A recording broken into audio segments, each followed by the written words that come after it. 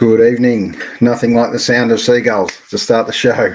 It's one of those days, so I'm led to believe. But here we go, episode 83 of So What's Been Happening. It's Thursday night, the 15th of September.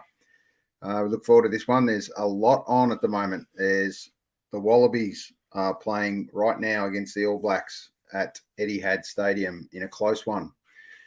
We've got a big fight on right now, or about to be tonight, with bizarrely a boxer fighting two opponents on the same night, which is I think something pretty new, fair to say. I'll take my hat off to Paul Gallen. Many don't like the guy, and fair to say there's two guys that are going to try and take him down. So it's going to be an interesting one, that's for sure. So let's see where that goes. I'm sure Lovey will have an opinion on that one. All right, let's bring up the boys quickly and we'll have a quick chat about what's been going on. But before we bring them up, I'm going to hit with the famous 83s.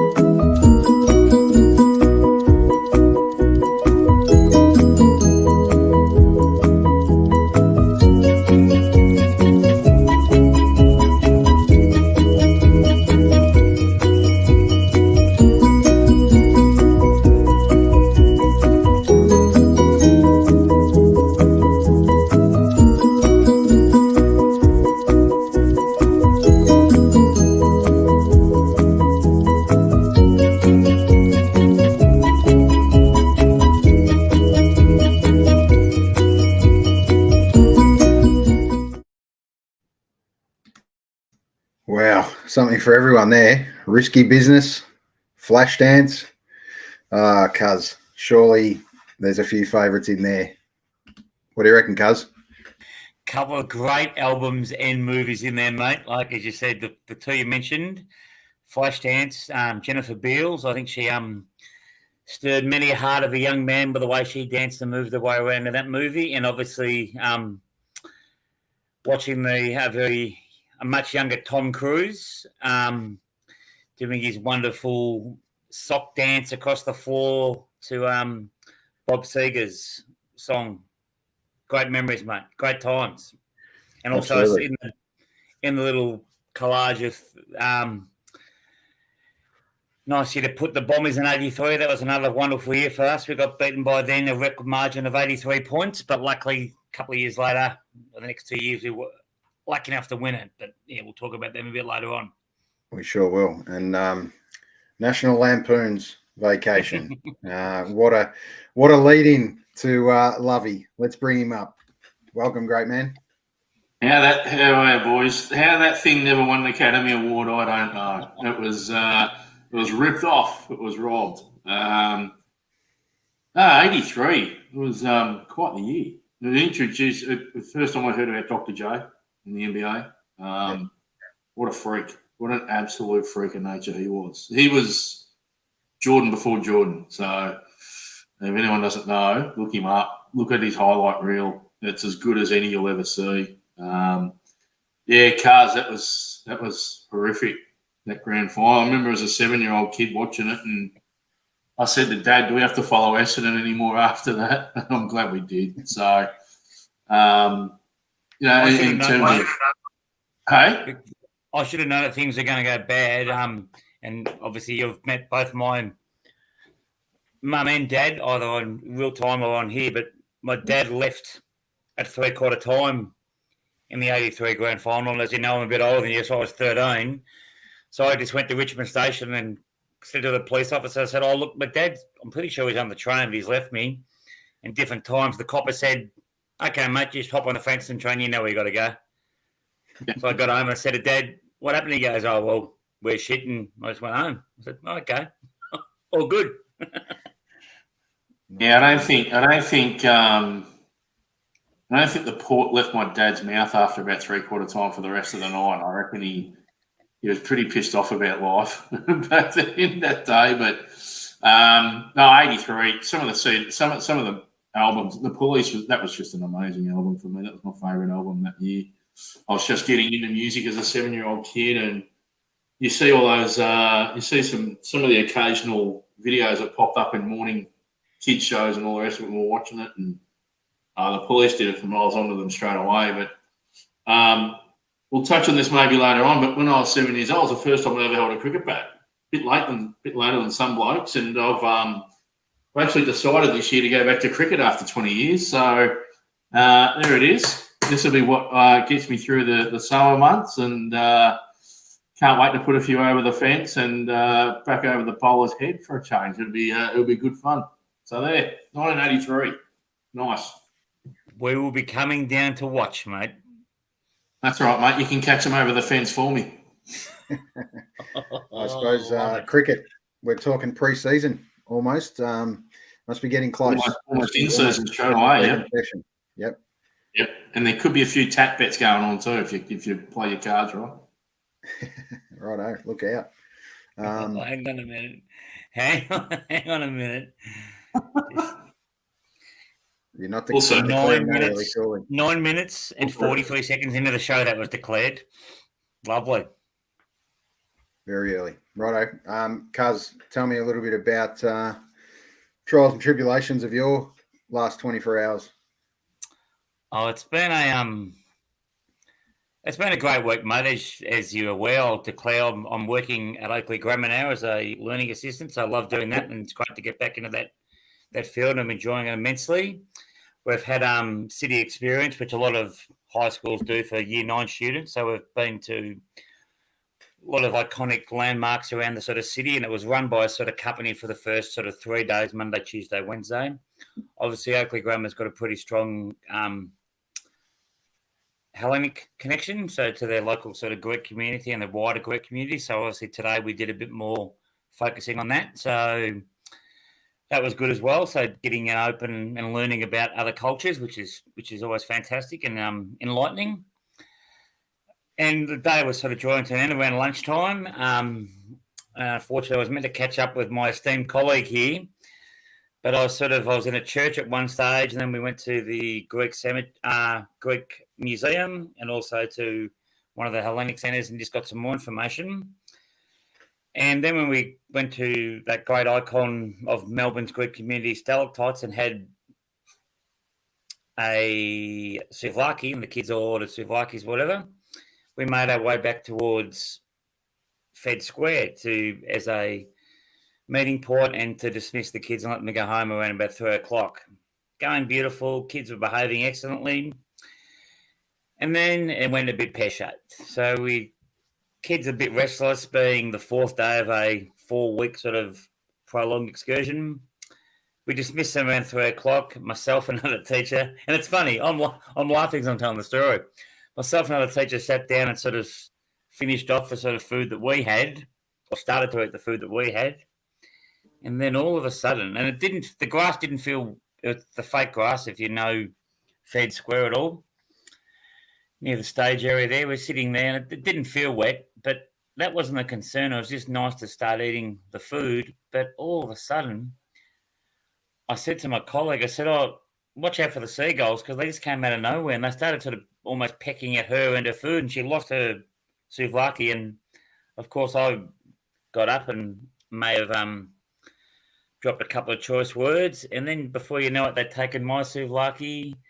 I've dropped my can of Coke, so I've, like Alan, calm, coolly, a can got thrown, the souffle got thrown to the bin. And then my other colleague who wasn't eating, she looked over to me and she goes, Glenn, I'm really sorry. I did see the birds coming towards you, but I was too busy laughing at the other colleague to warn you. So I said, thank you very much.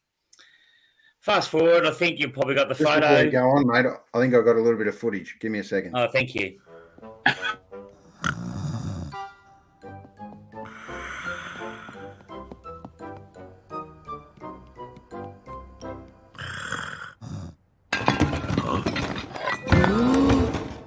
Oh no. You little... Get out. Come on. Shoot. That's looking a hell of a lot like you, Rosie. That's very similar to how it happened too. You've amazingly to get that footage so quickly as you once again you show what a magical man you are with the buttons. Surveillance cameras. Hang on. Does that mean you were asleep on the job instead, Cuz, rather than actually eating? No, I was wide awake, despite the moniker that you gentlemen have given me again tonight. Thank you for that. And before you go on, Cuz, let me explain this moment. What happened here? Well, that's as we spoke about, as always on this show. I know it happens off camera, stays off camera. Not. That's when I sat down on the fake grass at Fed Square, and to be honest, I didn't actually feel it was wet. Not at all. Yeah, yes. As a certain person that I'm very close to and very dear to her heart, and hopefully hers mine, said to me, she goes, "Are you okay?" And then her next text was, "You clearly weed yourself." If I weed myself from that end, I'm in a bit of trouble. As it is, I'm probably in a bit of trouble anyway. If I can wean myself around the back of my pants, I reckon I'm pretty loaded personally, but that's okay. So that's all good. Had a laugh, and look, we all had a laugh about it, but it just having seen and being a bit of a fan of the old Alfred Hitchcock movie like Psycho and The Birds and shows like that, I thought this is The Birds. This is how it happened. Yeah, tough day, fair to say. And shout out to the Gooch all the way to Canada. Early morning over there. Welcome back, mate. It'd be good to see you soon. So let's say a quick happy birthday to the great Warwick Kappa. Yes. This was one of the great marks of all time. 59. Who would have thought? 59 already. Yep, it's time's creeping on, that's for sure. The whiz. The whiz, absolutely. And on the topic of birthdays and remembering greats, gone to God, Test cricketer and former Melbourne football VFL footballer Max Walker. It's his anniversary today as well. Right. Thanks for bringing that to the table. Yeah. What we will do, let's get the quick tributes out of the way. Obviously, Cuz, close to the royal family, mate. Queen Elizabeth II sadly passed away, 96, not a bad innings, an icon for many. And with weird sliding doors kind of moment, almost not long after the great Uncle Jack Charles passed away. Yeah. So it's incredible, the debate and discussion now around the monarchy and who we should be acknowledging and all that. But this is a whole discussion of who becomes king in another story, in another debate. So we'll just leave that one alone for now. It's an interesting topic, that's fair to say. So, Lovey, I'm going to give you a bit of a task during the show is to keep us updated with a Wallabies and All Blacks update. So I need you to be somehow on the text there somehow. And we might keep a close ear on what happens with Paul Gallen, but I don't think we'll be on that long. So let's see. That's going to be an interesting one. Very interested in your opinion, Lovey, because I know you're quite opinionated and love your boxing. So opinionated in respect of Paul Gallen. What's your thoughts, mate, on trying to actually take on two boxers in one night in a rugby league kind of ex-grudge match? Justin Hodges and Ben Hannon. He's just clearly taken the piss out of a sport. There you go. I mean, the absolute arrogance and ignorance that this man has got for what is actually a very, very good sport is just astounding. I find it, if you're going to actually participate in a sport properly, do it properly.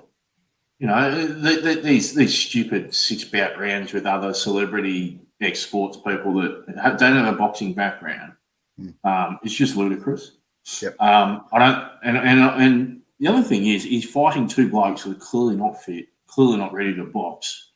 He calls himself a professional boxer. He actually calls himself a professional boxer.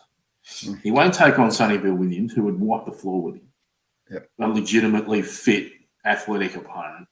But second of all, to think that you actually get through your first fight unscathed so you can participate in the second fight, I mean, that's not what boxing's about. Boxing is a pure sport. It's pure skill. It's athleticism. It's a war of attrition. The fact that this bloke just decides he's just going to put on a bloody circus is just, it takes the piss out of the sport, and it's losing its credibility every time this bloke steps in the ring. Yep, totally Every agree. time. So Every time. boxing's already, I wouldn't say on its knees, but it's a tough sport. It's a tough comeback. It's a tough product to get right. And I think some of the youngsters we've got coming through. Here it is. So in the grassroots boxing in Australia, it is very, very healthy. Yep. It's extremely healthy. There's some amazingly talented young men that are out there, and women that really box well and box hard. And on the world circuits, they're going very well, both amateur and professional. But it's these dickheads that then put their own little stupid spotlights up like this. That there's no exposure available left in the media. Yep. And it's a bit like netball in the years gone by. Well, that's where netball and basketball in Australia, most highly participated sport, but gets zero coverage. Boxing is fast becoming a sport that's getting higher participation rate, but because of these sort of clown acts, they're not getting that media exposure that it desperately craves. Whereas you go to the US, you go to the UK, there's absolutely zero chance they would put on this stupid stuff. I know there's a guy called Jake Paul floating around trying to do similar things. He's a bit of a dick as well. But overall, the UK, Europe, and America have got boxing right, and we're not putting the focus of our very, very good boxers up in the spotlight, and that's what's hurting them. Yeah, I think there's a little bit to be said with younger boxers being able to be on an undercard in a fight that has got a pay-per-view audience at least. So that's the only thing I'm kind of putting out there, that to be fair to Gallen, he's at least trying to put on the sport of boxing as a show, but I think he's missing. I think he's also devaluing boxing at the same time. So it's a bit of a tough. He's missing the point. Why is his stupid boxing match the main card of it? He should be an undercard and promote all the other really good boxers instead. Sure, absolutely. And we get on that quickly, boys. There was talk that the AFL were going to do something like with a few of them involved in it, and that I think got the up. AFL And there was something on Foxtel for a while there. Then it sort of fell away. Which, again, like you said, Lovey, it made look. I like watching boxing, but as you said, it's a good sport, and it's a sport that's been around for a long time. And I think I'm not too sure of Gallen's intentions, but I think it makes a bit of a mockery out of it, as you said, and it tends to send the wrong message, I think. I think the AFL have got 354 priorities before they do something stupid like that. Anyway. I think so. I think that's why it might have got quashed. Fair to say they might have taken a little bit of legal advice and they've just signed the biggest pay-per-view audience themselves. They don't really need to be going there. So, all right, boys, I'm going to talk about a big moment for me and you guys as well as fans of the great Midnight Oil. Monday night. Now, let me flash back a little bit first. Is earlier in the year, Midnight Oil advertised this one-off night at the Palais. That was sold out in 24 hours, and it was going to be the same basically deal. One for the Planet, they were going to call it. They were going to play this 10 to 1 album, which is one of the great albums of Midnight Oil's history, and it got cancelled due to Rob Hurst having COVID. Now, at that time, I actually was ill with my heart issue in hospital. So I'd cancelled my ticket, sold my ticket. Rob Hurst then cancels the next day. That was the day before. They postponed then the gig later on that was going to be at the Tennis Centre for the Resist Tour. Fast forward all this time, I end up at the Resist Tour, seeing that what I thought was potentially going to be the last show at the Tennis Centre. Fast forward again, or to all the way back to this re-established gigs that only got sold a couple of weeks ago, that sold out in literally 10 minutes each. And this was the first one, the 10-1 album. Once again, one for the planet. An incredible 2.5-hour show, which if you're a fan of the Oils, in a venue, iconic Melbourne venue like the Palais. This was stripped back. It was just a light show and sound and no real other flavour, with screens and everything behind the back. So there was no big distractions. And honestly, I haven't seen a show like that for a long time, mate. They were absolutely on their game, and Peter Garrett got better and better as the show went on. Probably to their detriment in the end for the Wednesday night show, advertised as a 3-hour show, which was the one for the road. Now they're going to play this here and they're going to play it in Sydney. Now, I think they were absolutely spent, to be honest. So they played about 2.5 hours again. And there were some disappointed fans that thought they'd missed out, because there were definitely a few songs that they probably should have played, maybe one set or encore short.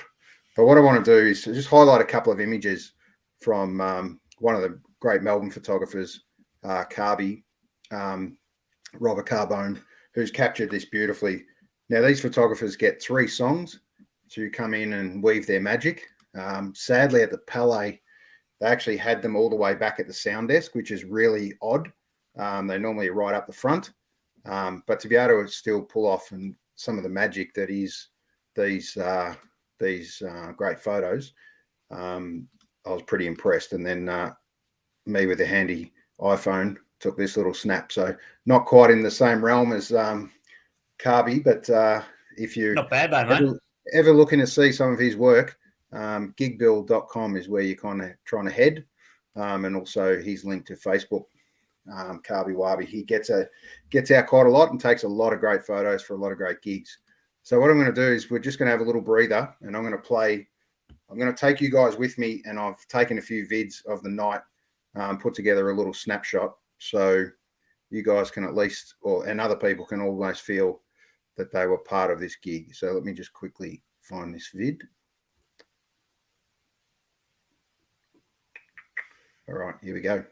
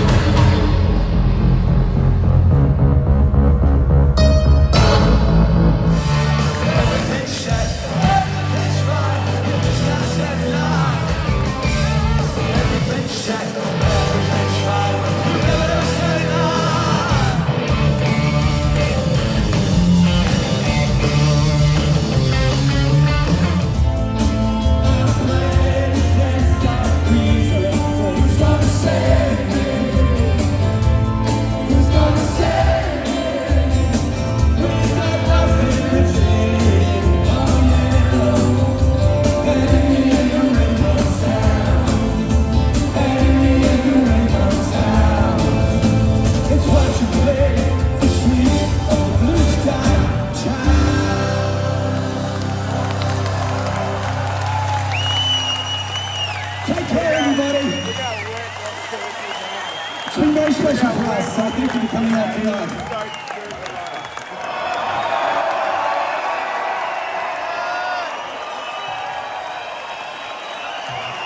Only in St Kilda.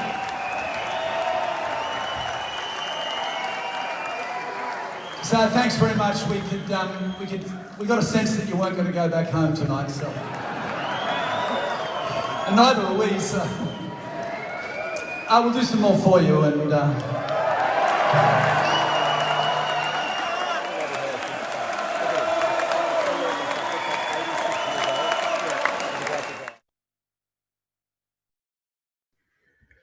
Now, Cuz, you rightfully asked me, is that the end? And we don't know, mate. We don't know, do we? But what a way to go out. 2 incredible nights. That was kind of footage combined from both nights. And, mate, just incredible. Fair dinkum.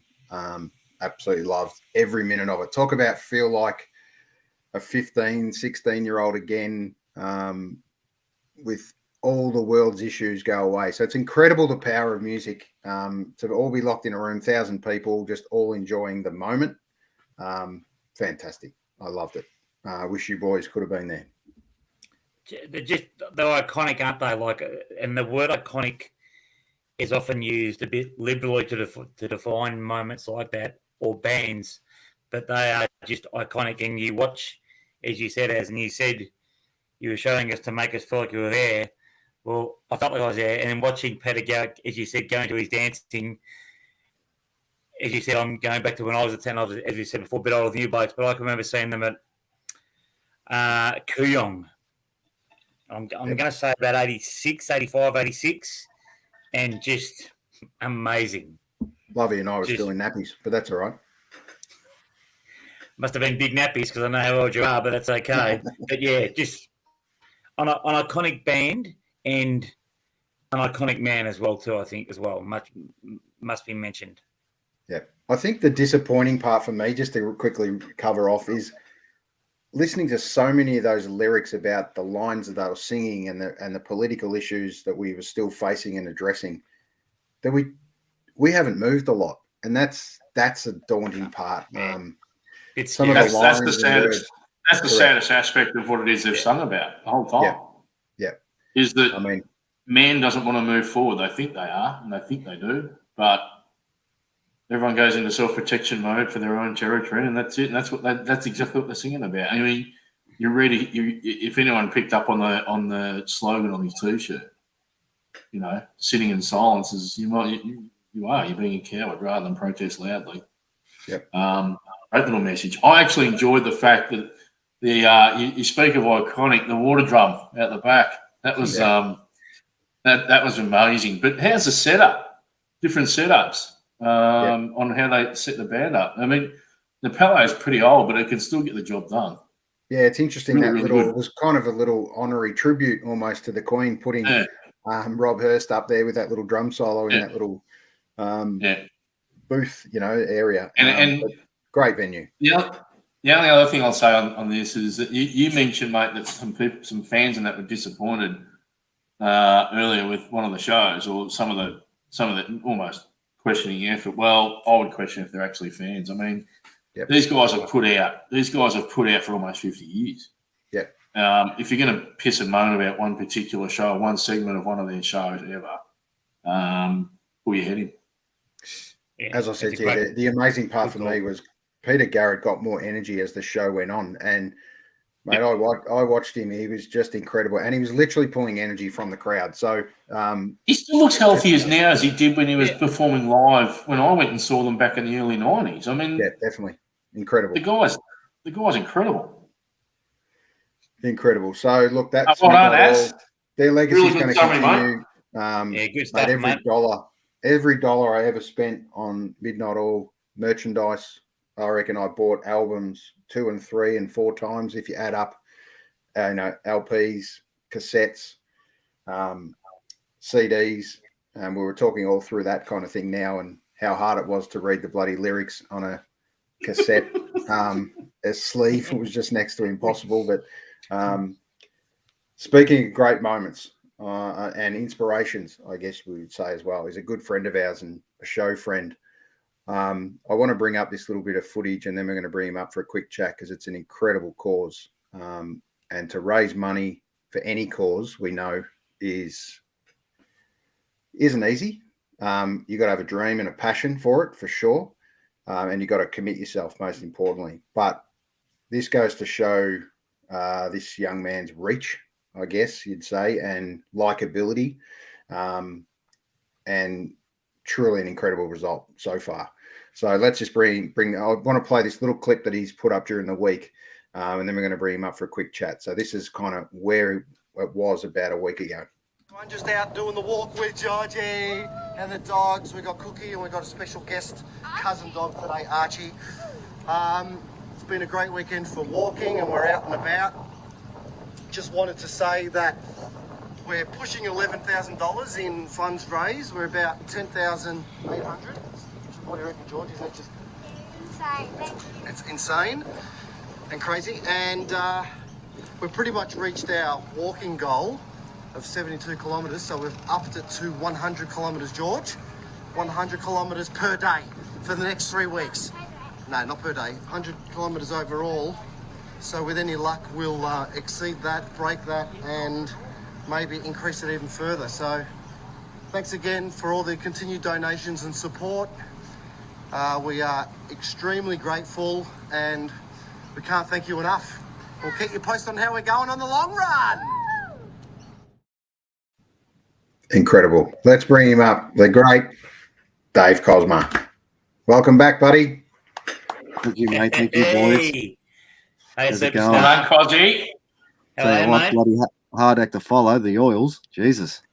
Yeah, I purposely did that, Dave, because I think you fit it nicely, mate, to be perfectly honest. If everyone, I can tell you now, mate, if everyone did what you have just doing right now for any cause, right, and raised anywhere or any money for that matter, doesn't matter what the number is, but put themselves and committed to something and raise something for someone else.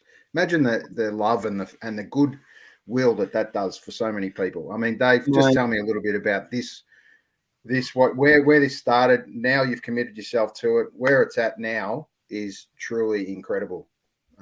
Surely not what you intended initially. No, not at all. It's been sort of a bit weird, and just talking to Georgie before about it, how it's we almost weren't going to do it. We were thinking of doing a fun. We did, you probably remember through lockdown, I did a couple of fundraisers, one for brain cancer and one for MND. And I think all up with both of those, we raised, I think, a few grand, which was just amazing, just by doing a live stream and reaching out to the people that I kind of knew through my music. So we want to do something with prostate cancer because we've sort of been personally affected by that. I mean, everyone's pretty much by our age has been touched by a story that's unfortunately cancer related. It's pretty rare if you haven't. But that particular cause was important to me, and Georgie and I wanted to do something, and she's talking about, let's do a bake off, and we'll do this and we'll do. And I'm thinking, don't worry about the bake off, because then we have to be driving around. We just got to make it simple. And I know the Prostate Cancer Foundation had been talking up this the long run, which is basically a minimum 72 kilometers of walk, run, or cycle in the month of September.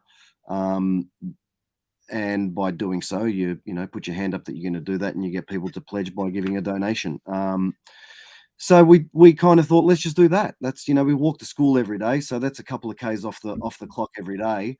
And then we just got to find a little bit of time to get out and, pound the footpath, and I think we'll get that goal, and hopefully people will back us. So yeah, we did that and put it out there, and I thought was a reasonable goal of $1,000. If we do $1,000, I think that'd be a great result. And put that out there, and that just happened straight away, and it just kept going, and people just kept putting in, and we just kept walking, and yeah, we're sort of just shy of $11,000 now. So it's been great, just the support of everyone who just wants to get on board. And again, the cause is a good one. It's one I believe in. I could talk a bit about that if you want, but it's just really been a humbling experience to feel the love and people, and I've maybe had, I think maybe one bigger donation of 400 or maybe $500, and then a couple 300 and a couple 200. But other than that, it's been everyone putting their hand in their pocket, $50, $100, just $200, just 150, just to help the cause, whatever they can do. And family, friends, dare I say fans, and anonymous people that just I don't know have gone crazy, and it's been amazing. It's been really good. I think it's a mark of the sort of person you are, Dave. That, and as has known you not a lot longer than Lovey and I, but we've got to know you and know what sort of person you are, and your humility is pretty good, mate. And I think plaudits to you, mate, because we know what you're going through yourself from a personal level, and then to put yourself out there and to do this to raise awareness for others. It's a mark of the man that you are, mate. And I think I speak for the other boys and the people who watch the potty. They were pretty proud of you, mate. You've done an amazing job. Cheers, mate. Yeah, it's good. Well, I put it out there, and I appreciate that. But the people have done an amazing job too. The response has been really great. So I'm very grateful, and I know that the foundation is extremely grateful. I've received multiple personal emails and phone calls from them in regards to what's going on, saying, "My God, what's happening?" And I'm like, "We need you in marketing, Dave. We need you in marketing." I don't know what it is. And they've actually, interestingly enough, they got sort of a leaderboard of people who are raising stuff, and we. After a few days, we're sort of at number 10, and we're going, "Oh, this is good." We were raised a few $1,000s, and now we're at number 2, and number 1 is a gentleman that is head of the Dick Johnson racing team, and he's had a couple of big donations. He's had like a couple of 10 G's dropped on it by a couple of, he's up in the 30s, 40s. So not that it's a race, because it's about the next couple of weeks, not about the bloody. We're coming second, so it's all right. And tomorrow, just to put it out there, tomorrow, if people were to donate tomorrow, all those donations are getting $1 match day. So that's happening tomorrow. They're going to be doubled by an affiliate of the foundation. So that's really good. Well, you'll see you'll see a batch from me coming through again, mate. So I know you boys have already dipped your hand in your pocket, and I appreciate that. And I just did want to say, just while I'm jumping on quickly, I didn't want to interrupt a big night. And you've covered the oils, you've covered boxing, you've covered some decent bloody things so far. But just to give you an idea of what the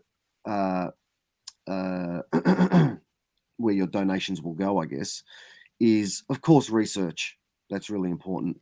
But the thing about prostate cancer is the awareness, and that a lot of men don't know the simple thing of asking their doctor for a PSA test. And some people know what that is, but most men don't. And in reality, it only happens, or in the past, it's only happened when you sort of turn about 50. But they're finding that guys in their 40s and their 30s are getting diagnosed with prostate cancer. So by getting a simple PSA test, it tells you what's going on with the prostate. Essentially, if cancer is present, whether it requires further investigation or whether it's just a normal blood test, no result to do anything with. But it's a very simple thing to do, and men should be getting them done because it's the first part of the puzzle. So if that's the message that we can get out there and get men to just do that, then all right. So it all starts with us, Dave. It all starts with us. The other 3 of us on this podcast are going to make sure we commit to go and get tested. Do it. Okay, so it's a blood test. When you go to the doctor and say, "Give me a health check that tells me how my kidneys going, my blood count's going, my whatever," add the PSA on there, because they don't do it out of habit unless you're of age. And that's what they are changing that now. That's happened recently, where doctors are asking earlier, but men need to be proactive. And we're all in our 40s, but Thanks, Dave. Thank you, mate. It doesn't even matter if you're in your 30s. It doesn't hurt when you're getting a blood test, to get that PSA indicator. So do it. By the next time you boys are having a podcast, you're giving me the thumbs up. Righto. Absolutely. We've had a little bit of a blip this week. I'll let you continue in 2 secs, Lovey, but we haven't seen this before, Dave, but we're a little bit concerned about Cuz after today's efforts. So he's got a bit of work to do. We just want to be sure. That's all. Look out. Thank you, Dave, for saying all in our 40s, because I know I'm not in my 40s. So I will definitely get it done, because I get the envelope from the government about the other end. So by all means. Have either of you men ever had a PSA test? No. No. Yeah. But I'll quickly go into it. I'll quickly go into it. I did this last year because I had a scare myself. I just turned 45, and I had all the attributes, all the symptoms of a potential swollen prostate. So I went and had it checked, and it's bloody scary. So when the long run came around last year, I was a bit like you. I thought, I'll chuck $500 up as the target, and got to $3,000. But wow, I don't think the money thing. I don't think the money thing's that important. I think what it is, I mean, the money helps, but I didn't realise how big a network of people that were impacted by it, and many of the people weren't educated because of it, and. It's not contrary to popular belief, it's not a tickle of the balls and all that sort of thing. And, geez, it feels a bit swelly.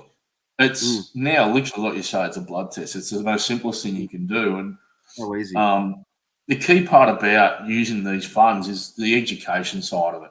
And there was a stigma attached to it, I think. I think they've broken that stigma down a little bit now for it, which is good. But I go every 2 years. The PSA done every 2 years now. That's what I was advised to do. And when I'm 50, it becomes once a year. So any bloke that's on this potty, listens to it, watches it, anyone that's really caring about their health. Yeah. Well, if you really do care, you get this one done. Absolutely. It's crucial. Yeah. Well said, mate. Crucial. Absolutely. Tick the box. So I'm just going to remove all us from the screen for 2 seconds to bring up that bit behind us that just shows what you need to do to donate. And most importantly, we're going to put the link in the comments of the end of this, how you can donate specifically to Dave's cause, which goes on to research and everything else. So, Dave, unbelievable job, mate. Keep it up. Thank you, mate. I appreciate it. It shows you the power of community effectively, and amazing. Yeah. It's been incredible for sure. Yeah. Thank you, mate. And I thank you, Dave. It's brilliant. Yeah, no worries. Thank you. I appreciate your support and again helping to shed light. I know the Prostate Cancer Foundation will be that we're talking about it, and it's got to be part of the conversation. Tell your mates. We've all got dads and uncles and brothers and all the rest of it.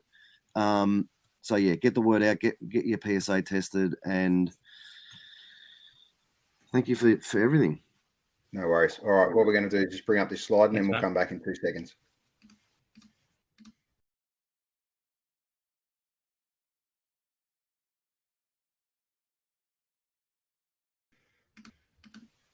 All right, legendary Dave. What a superstar! Incredible guy, incredible artist. And Gooch rightly chimes in with so important to have this test done. He's lost his father to prostate cancer, and I know it's a massive cause for him for the future to be involved in, in a men's stigma sport like ice hockey and things like that, male-dominated sports like we've been involved in. You're right, absolutely. There was a stigma around it, Lovey. It was always a case of that's not one end you go near.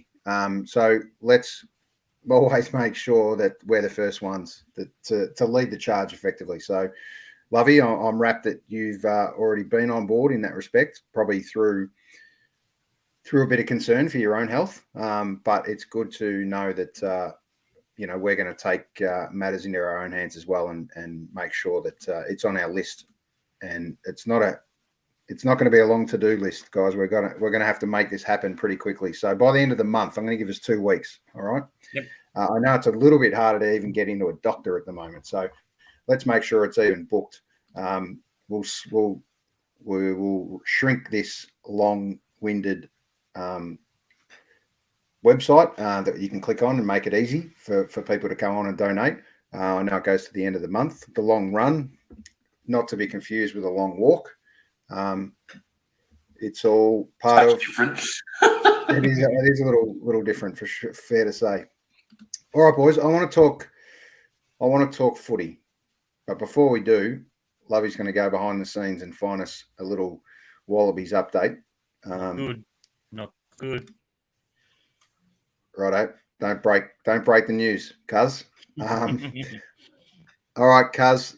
Now, I couldn't be more disappointed.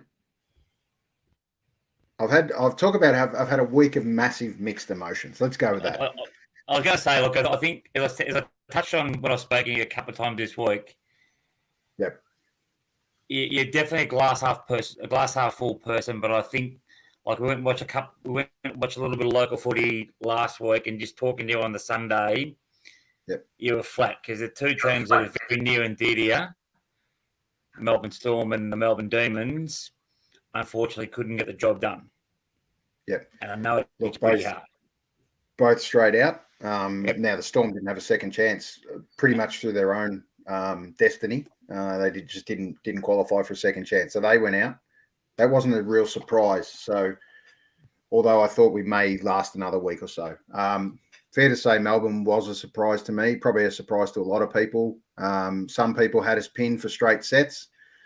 I thought that was a little tongue-in-cheek gesture to me for a little quick chin, bit of chin music to see us out. Look, it hasn't happened for a long time to go out straight sets, to my knowledge. So, bottom line is we didn't play our best footy. Didn't play our best footy since the middle half of the season. We just banked wins that got us there. So I think we scraped into that second chance. So we probably looked a bit flattering to where we ended up. Now the big decision happens with trade time. How aggressive do you get? I don't think it's a case to throw the baby out with the bathwater, but there's already some potential movement happening. Luke Jackson's finally committed and he's out.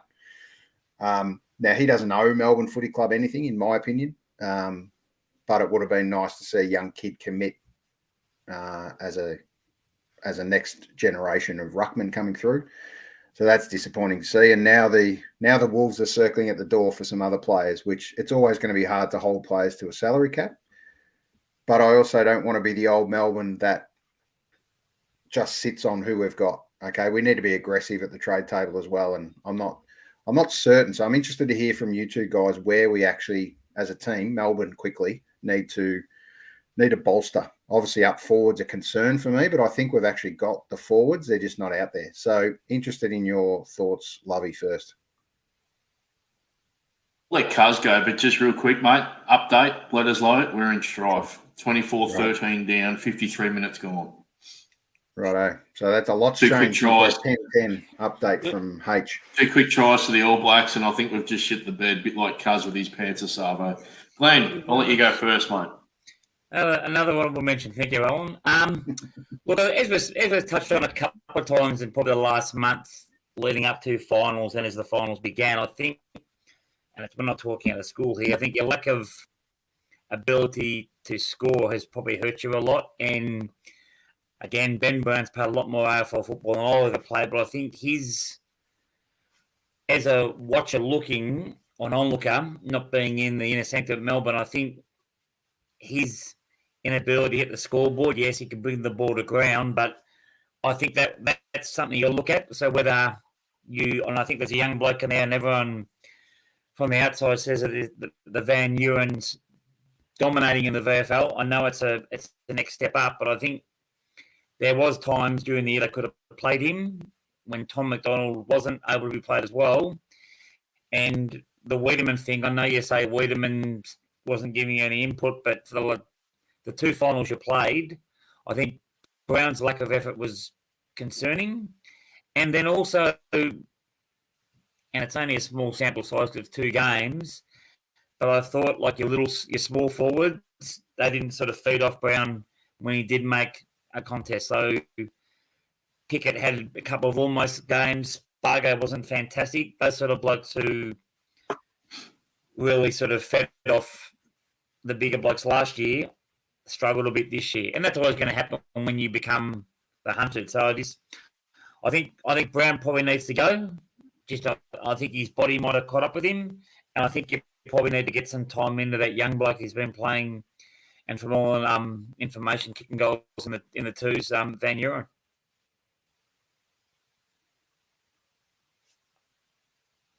Yeah, you're on mute, big boy.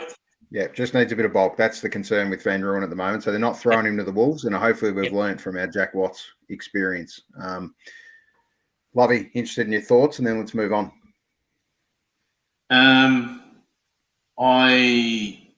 First of all, you talk about trade talk and that. It bores me to death, that stuff. I mean, well, pick one player. Just give me one player. We overinflate so many players, and we sign up contracts based upon potential these days rather than actual output.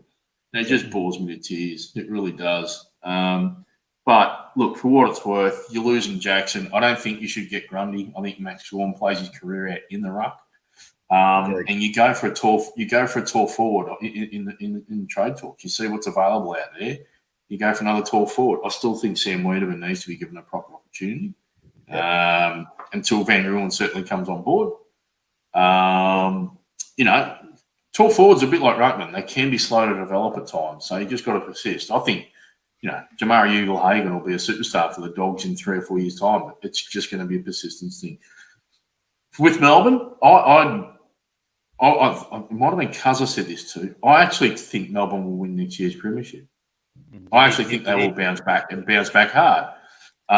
There's not a lot going on with the D's. The problem is too many of their players for the last 6 weeks probably played the shittest they've played in 2 seasons. And it's just poor timing. Maybe some injuries affected that. The only things I would change up, I agree with Cuz. I think you need to have a couple of more effective tall forwards, or at least one more. I do think May and Lever are going to have to potentially just have a tweak as to what they do. Clubs of good sides work them out in the end, I think. And I honestly think you probably need someone a bit more zippy. You look to touch one pace in the midfield. And I'm not talking the wings, but I'm talking actually right at the coalface. You didn't have that burst play like a Cripper can. You've got Track and Oliver who are real grunt and get a quick handball out or a quick scrub kick into the open space, which can work. But to be able to change it up, even the mids look to touch predictable in the end. So just tweaks. I think there's just some tweaks. And I think Melbourne, if Melbourne have a look at what Richmond changed from the 2018 season through to the 2019 season, I'm not saying they should play like Richmond 2019. They should maybe change up the way they go about it with the talent they've got on the paddy. Like I said, they'll for me, they're still top 2 favourites for the premiership next year. They've just got to be a little bit smarter with the way they go about their footy. Maybe bring 1 or 2 players in either end and in the middle. That's it. 31-13 down now. Bledisloe. We're cooked. Right, we're in trouble. That's fair to say. Yep. And to be honest, they did tout that the Wallabies were on their way and they're building, and but sadly we're all being disappointed again. And yes, they might be building, but the All Blacks are 50 points better than the Wallabies still at this stage by the looks of it. So it'll turn around eventually, but fair to say it's not going to happen in this first game, that's for sure. So it's a long way back from here. All right, so here's the disappointing part for me quickly on Melbourne before we move on. This is a real worry, that potential to blow leads. And you should be, if you're 14 to 20 to 30 points up, I'm not saying every week you're going to go on with it. And it's obviously sides can switch that pretty quick in today's momentum, but that's a disappointing result. And we're really starting to lose our, I wouldn't say total home ground advantage, but we're not playing as well as we have done on the G, which is concerning. So anyway, we move on from Melbourne. Good luck to Brisbane. They're they got a big challenge against who have they got this week? Cats. Geelong. Cats. Yeah, of course I have. Yeah. So the Cats. Just a real quick comment on that margin thing you talk about there, Aaron. Sure. That's leadership.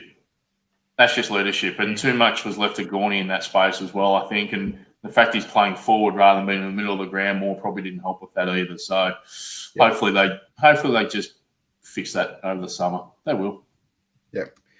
And good luck to the Lions. It looked like an inflated margin kind of at the end. The Demons got within a couple of points, 6 points or so late.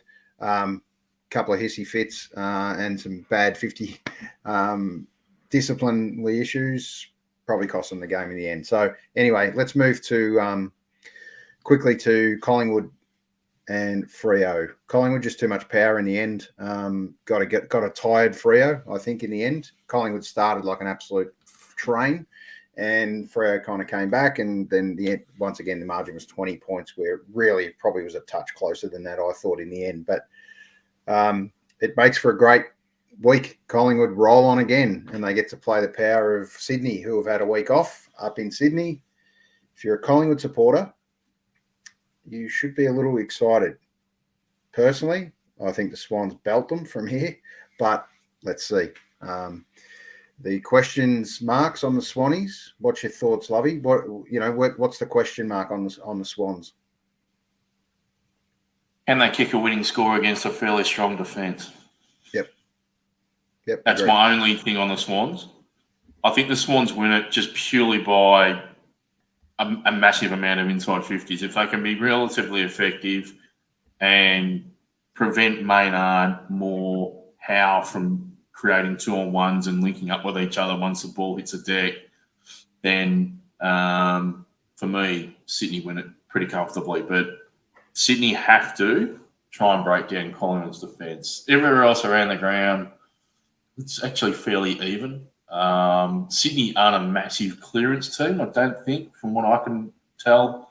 Collingwood certainly are. Collingwood are a very good counter-attacking rebound type of team that they push up high and then they create space, which is what they're going to have to do on the SCG. The hard thing for Collingwood is they've been playing on the MCG a heck of a lot. And then they then come to a ground like the SCG. There's actually quite an art form to creating as much space on a small ground as you possibly can. That's what the Pies are going to have to do. If it goes into the Swans forward 50, they're going to have to just flood it a bit and then counter it as much as they can, which is what they're very good at, and that's how they could hurt the Swans. But for me, I think the Swans win this by about 35 points. Yep. And it will be the nicest victory I've seen in this final series so far, apart from when Geelong beat them by a goal. That was even more. That was hilarious. We look forward to having a chat to Rusty in the next week or so. He's just returned from Europe, and he's on a 2-week jet lag. So he's the old man's struggling a little bit. But I guarantee he'll be up and about watching his Swannies, and we'll all hear about it if the Swannies get up. But so it's got to be a battle of the midfields, guys, surely, on that smaller ground. And the midfield, it's going to be fielders kicking goals as well, I think. So let's see what happens. I think similar to you, Lovey. I think Swans by 30 points in the end. Just blow them out with a couple of goals late. I think it's going to be fairly close. On that small ground, if they don't tag Luke Parker, they're done. They are absolutely done. Luke Parker's the key on that.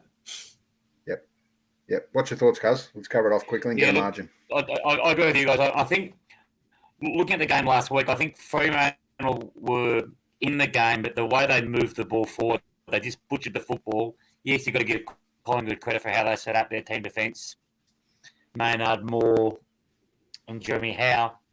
But I think Sydney will use the ball better going forward. And as you said, Lovey, they play the SAG very well, and I don't think Collingwood will be allowed to get that fast break they get when they turn around teams and get them out the back pretty quickly. And I think going for, as you said, playing a lot of their footy this year at the G, you've got to give them credit for the momentum they've built up and getting themselves out of tight sort of situations.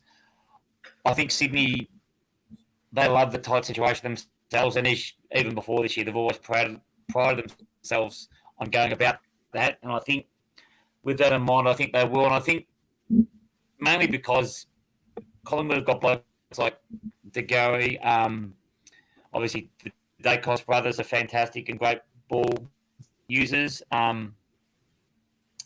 Jack Crisp has had a real breakout this year, but I think across the board, I think Sydney's evenness across the board will probably get them over the line, I think, by about, as you said, 4 to 5 goals. Righto. All right. So we're all in agreement. Sydney by 30 odd. All right. The other game, Geelong and Brisbane. This, I think Geelong hit them hard, to be honest. I don't think Brisbane have got too much left, but you never know. If it's close and they can get them close, they can stay with them. They may be able to upset them late. Danaher back. Thoughts? I think it's Brisbane. Oh, sorry, Lovey. Brisbane are a pack of wankers. I really hope Geelong touch them up by 100 points, and there's a very, very strong chance that can happen. Look, Joey Danaher coming back in probably actually haunts them from a structural perspective, particularly when you look at the Cats' defence and how once they get the football they run it out. It could be a free-for-all for the likes of Tom Stewart all night and GPUs. So that alone should be frightening. Second of all, Dangerfield is in form. He's found form at the right time of the year. For all the criticism Geelong got about how they managed him, it's laughable. I love all the couch potatoes that have been jumping onto that one. And Jeremy Cameron, as long as he's fully fit, he'll kick 6 or 7. Brisbane haven't got much left, if anything at all. The fact that you've got Matheson and Robinson running around in your best 22 means that they're really battling now to keep pace. They got the job done against Melbourne last week because Melbourne were full of hubris. If I'm really honest, I think Melbourne, for the second week in a row, unfortunately got ahead of themselves a bit. And I suspect Geelong are just they're well drilled not to allow that to happen. So for me, I'm going to Cats for 85 points. Yeah, I think this is actually the first game that's really going to disappoint us for the final series. It's going to be a big blowout. I don't think it's 80, but I reckon 65. There you go. Cuz, give us your quick assessment. Sorry, just quickly, do we honestly think Geelong are going to do what Melbourne did first week and just let Lachie Neale run free last week? No chance. No chance. Yeah. No, look, I think you're probably both right. But look, to me, as you said, they've probably spent all their petrol tickets already, Brisbane. But it's a chance. It's a chance to go to the big dance. So they've got a free hit. Whether they can maintain that for 4 quarters. Slow start against Shoremub. Managed to sort of run away with it. Well, not run away with it, but overrun you in the end. But as you said, Lovey, I think they have a chance because it's a 2-horse race and it's a chance to make the grand final. But as you said, look, Geelong have found the answers every time they've been challenged this year. And as you did mention, they will not let Lachie Neale do what he does. I'm with you. I think Danaher coming in, I think it hinders the structure up forward as opposed to enhances the structure. But I think in a 2-horse race, if they can find a way to be near, I think that puts pressure on Geelong because the expectation, I think, to win and win quite comfortably is on Geelong. But that said, it could be a blow out of the water as well too for the Cats. To me, this is like asking Winks to race Mackay Deaver in the Melbourne Cup. They'll start well, and that's it. They'll be cooked by quarter time. Yep, that's how I see it. They will be cooked by quarter time. The reality is, are we giving Brisbane any chance? No. Look, I think too much needs to go right, I think, for them to win it. Righto. Well, let's hoping. And they're wankers. Let's hope this happens for Brisbane. So you're telling me there's a chance? Yeah! Had to use it, boys. 2-horse race. You never know. You've got to have a night out, though, that's for sure. there's too many people to clamp down on, and I think the Cats have got too much firepower to get it done. So I'm tipping Tomahawk is going to kick 6 and Cameron's going to have 4. And after that, it's a long way back for Brisbane. So they just don't have, I don't think they've got the backs to go with them. So let's see. All right. I'm going to put you first, Lovey. Let's do this quickly. We're going to go with It's going to be short and sharp. Trust me. one of our favourite segments. What's gonna make our friend Lovey mad today? Lovey loses it. Lovey loses it. Lovey loses it. Yeah. Shout out to our great friend Dave Cosma for putting that together for us again. Righto, Lovey. Well, it's interesting you mention our great mate Davey. Along with you two Muppets, it's really good to have some friends in your corner when you need them most. So I bought a barbecue 2 weeks ago, and I'm saving it for my best mates to use on my debut. Now, this is shut up, Glenn. Shut up. Now, He's laughing too. you put out the invites to your very best friends, and the fact that the fact of the matter is, one of them couldn't give a fuck. The other one responds back saying, "Oh, I got some sort of family bullshit on. Or I think I might be going away." None of your teams are playing on grand final day, and then the other one is silent as shit, and he's not even on here right now. So, my lesson to everyone in this is just be careful of how good your friends actually are. Because the 3 that I've got in my corner right now are more flaky than what you would find in a fish and chip shop on a Friday night. This is was highly disappointing. I went to bed completely distressed, fetal position, thinking, when the fuck am I going to be able to use my barbecue? Now, the other thing is, don't ever put those up. That you will not see that at my barbecue, by the way, those pickled onions. They look like your heads. So, lesson to all, you can have your friends, but just make sure that they're actually in your corner and not when it suits them. Love you out. Brutal finish. Gone personal. Okay. We'll take it on board. Fair to say, pretty sure It was personal because you fucking interrupted, Glenn. Don't ever do it again. It's not your segment, cuz. Pretty sure you laughed as well. Well, I did, but that doesn't matter. Just relax. Okay? We don't talk to one another like that. It's okay. Come on, And the other quick little part to the rant. So here we go. Glenn, we were meant to have lunch today, but instead, I'll go hang out with the Hellenic group at Stalactites instead, and absolutely stand up his best mate, who was waiting in his office on the corner of Collins and Elizabeth. Yep, I'll text you back. 11:30, I get nothing. At 12 o'clock, I text him, mate, what's going on? And he's going, oh, yeah, I'll come back. Now, I'm a man who likes his food. It got to 12:30, and I still had fuck all back from this best mate. So I text him again. And then what do I get? Let me read the text. So let's bring it up. I actually now have to scroll on my text messages because you're lower than shark shit right now, Glenn. Let's have a look at this. So where are we? Glenn on his own. Don't know. Oh, here it is. Just a straight up. Glenn, what's happening? I could eat the horse and chase the rider right now. He's going, sorry, mate. I don't care. I'm at the Greek Museum, so maybe tomorrow. Apologies for the stuff up. Not really. Enjoy eating horse and rider. I'll just see you on the potty tonight instead. Absolutely left me hanging until 12:30, 12:45 when he knows I need to eat by 12 o'clock.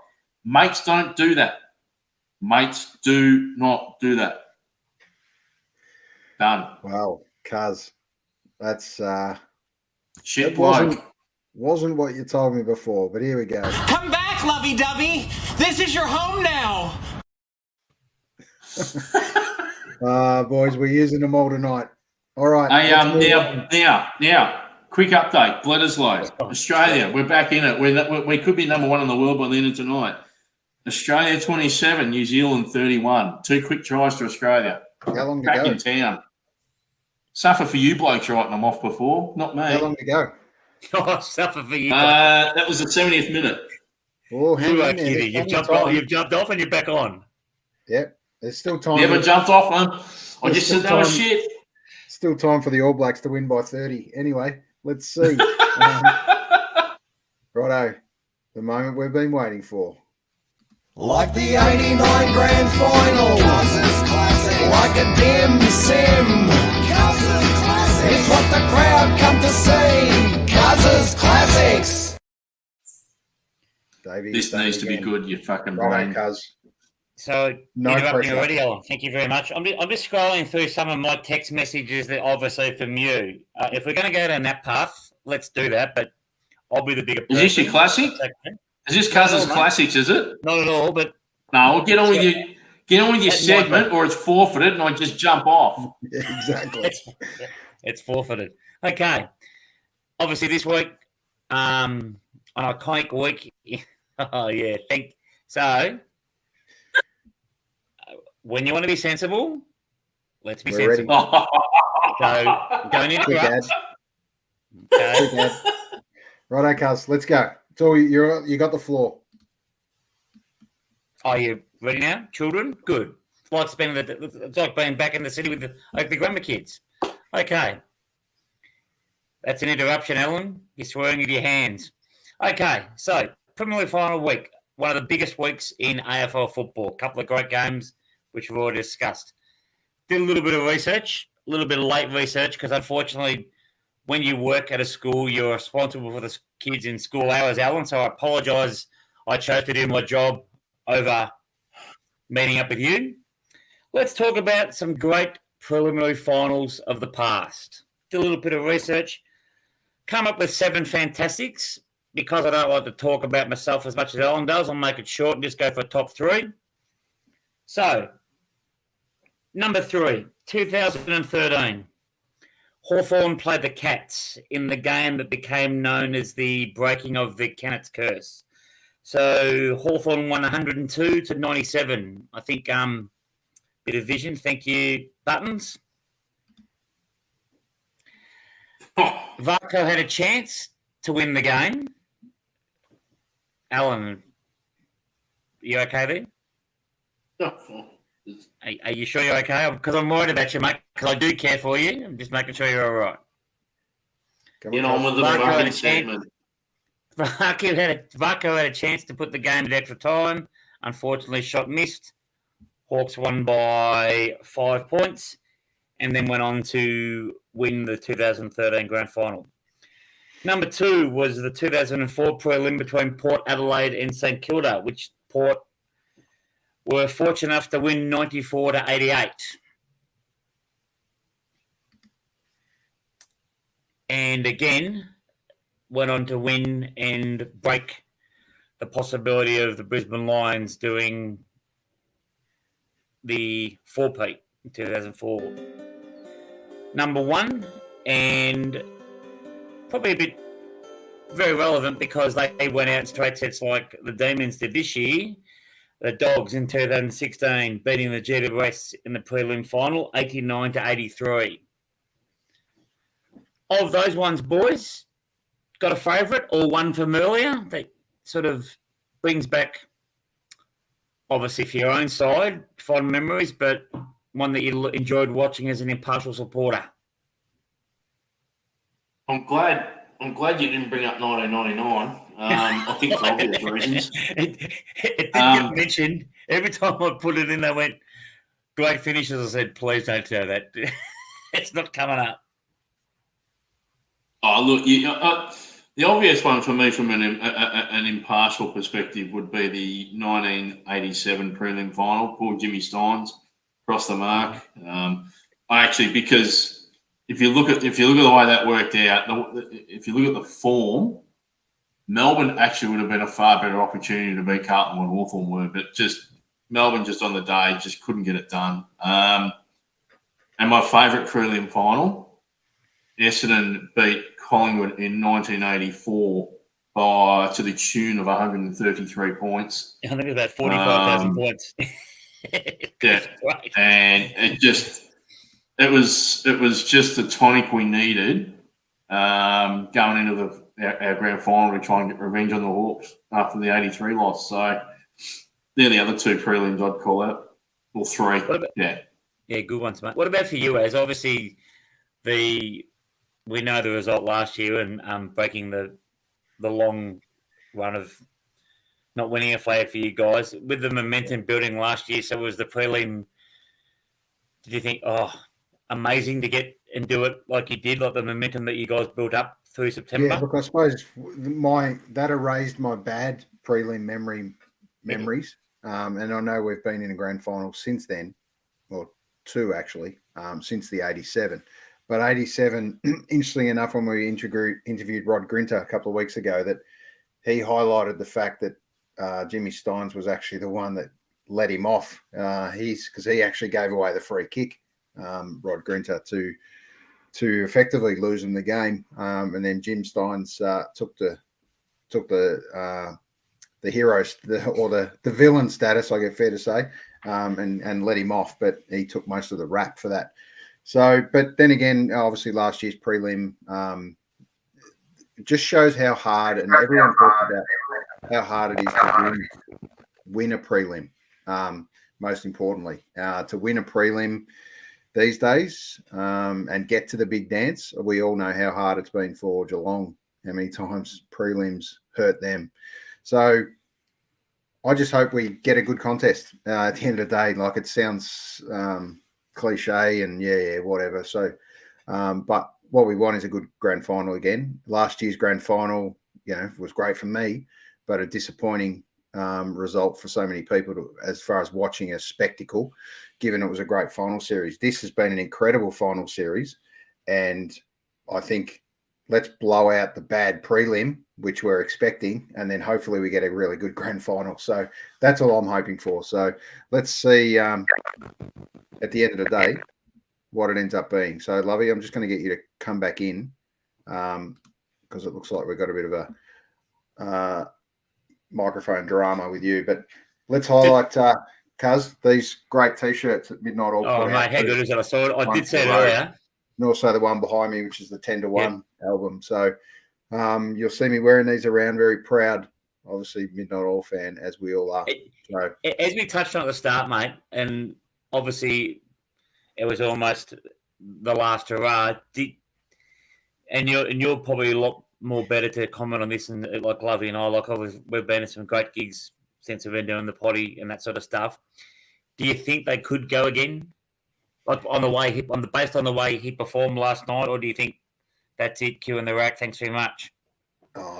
It's funny because you talk about going out with a bang and going out at your best, and some players have retired like that in footy and other sport. And could they go again? I actually hope Midnight All wrap it up now. They're in good health. They can go off and do their own projects. I think Peter Garrett's got so much more to offer. He doesn't have to be in politics, but he can offer so much more from an advisory point of view other than insulation. But we'll see how it all pans out for him. Then no doubt Rob Hurst is going to be involved in a band at some point. Jim McGinney is just way too good an artist not to be doing his own thing. And I'm pretty sure they'll all put out individual albums. Maybe not so much Martin Rotzi, but I can tell you the new bass player too. Talk about pick up from where Bones Hillman sadly left off when he passed away. But his last name just escapes me for a second. But Adam, the bass player, is just phenomenal. I thought what it was an amazing moment for me. Two of my most loved bands, obviously walking down to see Midnight All. The great hand in the background there that was up on the screen, some kind of red lights in the crowd in the stadium, and they play U2's Sunday Bloody Sunday, which I couldn't, mate. I was pinching myself that how good was that for me. Whereas the other night, the first night, the Monday night, they played Killing in the Name of by Rage Against the Machine, which I thought was kind of really a little bit brutal to start off a Midnight Oil concert. Obviously, Midnight Oil didn't play that, but that was just the music selection. So interesting. But in summary, yeah, I hope that's it for them, to be honest. I don't want a John Farnham 58 welcome back tours. And Kiss did the same thing. And I think the amazing part for me was 29 songs they played last night, and I've never seen the band in such amazing form. That to me, that's it. That's how you go out. Rolling Stones kind of play about 17, 18 in their main tours. And I know they're kind of, some of them are almost similar ages. Go out with a bang, guys. Record by all means, record music, but you don't need to tour it these days, given the reach you've got. So, guys, what have we got to wrap up? Anything? Just what's going on? Yeah, like I said before, a quick shout out. Going back to cricket. When was the last time I played? 2003 would have been. 2002, 2003. And who are you playing for, Lovey? A club called Warrenwood.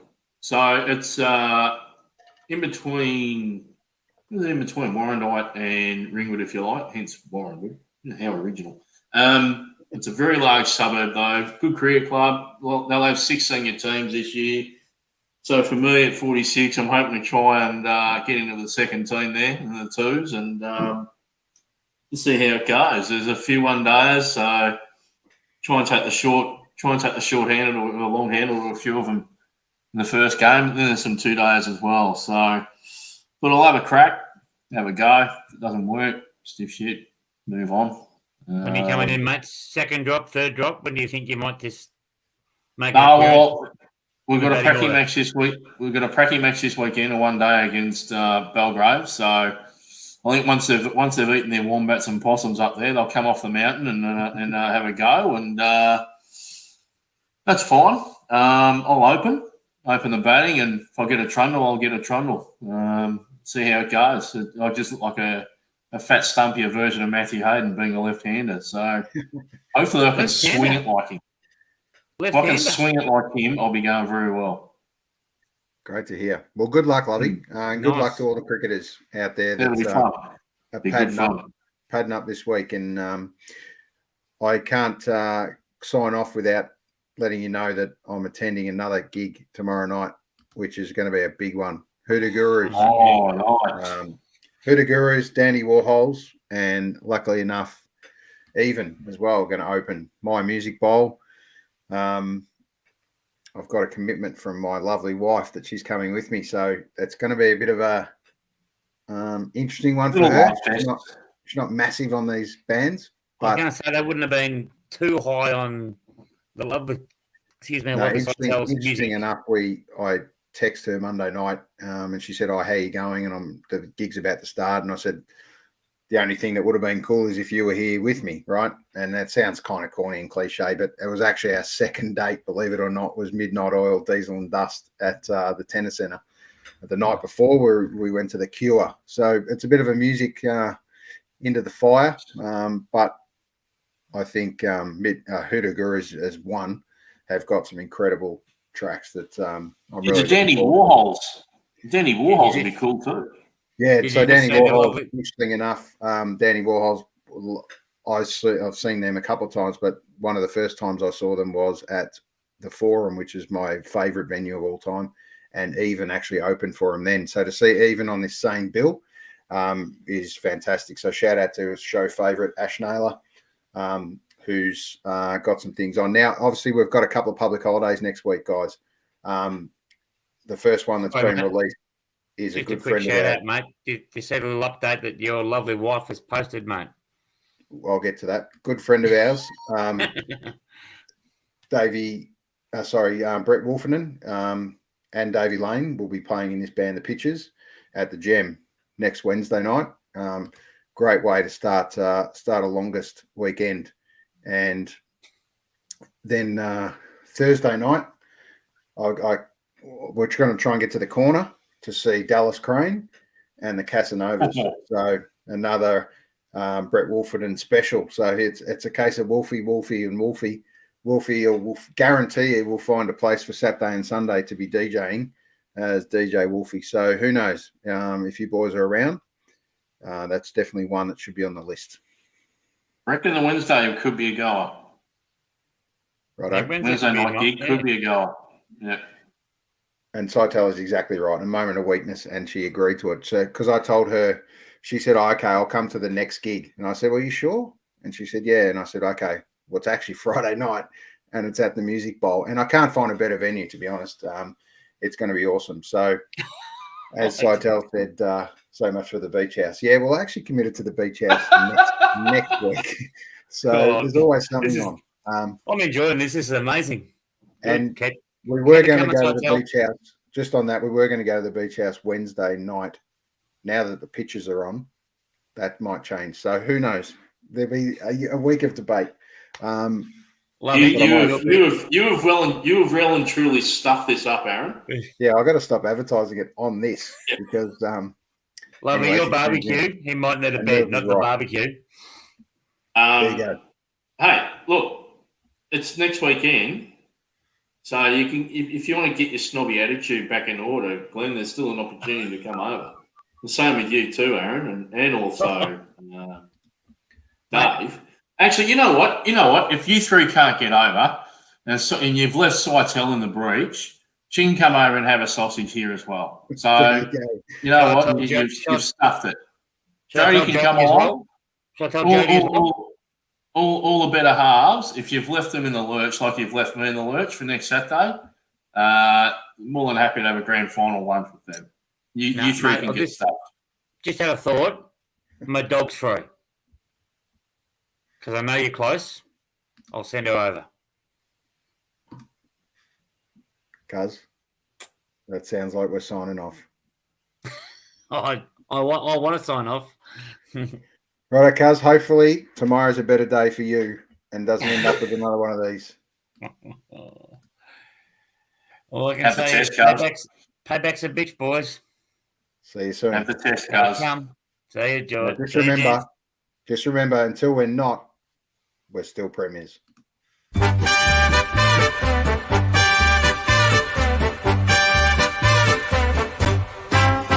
It's a grand old flag.